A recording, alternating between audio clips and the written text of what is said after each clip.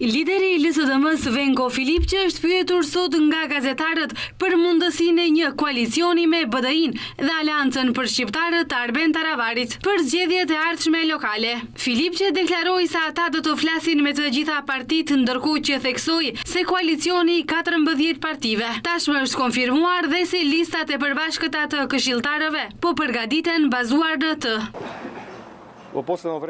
Ne kemi filluar tashmë të krijojmë bashkarisht listat në të gjitha komunat dhe po fillon procesi diskutimeve me partnerë të tjerë. Do të flasim me të gjitha partitë politike, por parimet e një koalicioni nënkuptojnë që partnerët e koalicionit duhet së pari të respektojnë njëri tjetrin, pastaj të bien dakord plotësisht për programet që do t'u premtojmë qytetarëve, kryesisht të zbatojmë mësimet e nxjerra nga koalicionet e mëparshme, të cilat në një farë mënyrë dëmtuan imazhin e LSDM-s. Lidhur me zhvillimet e fundit në koalicionin qeveritar, Filipçe thotë se është vetëm çështje kohe kur ky koalicion të shpërbëhet plotësisht, sepse sipas tij, ata kanë treguar se asgjë nuk i lidh në thelb, por se si do të rrjedhin gjërat në koalicionin qeveritar, nuk është puna jon, ne po përgatitemi për zgjedhje, u shpreh Filipçe.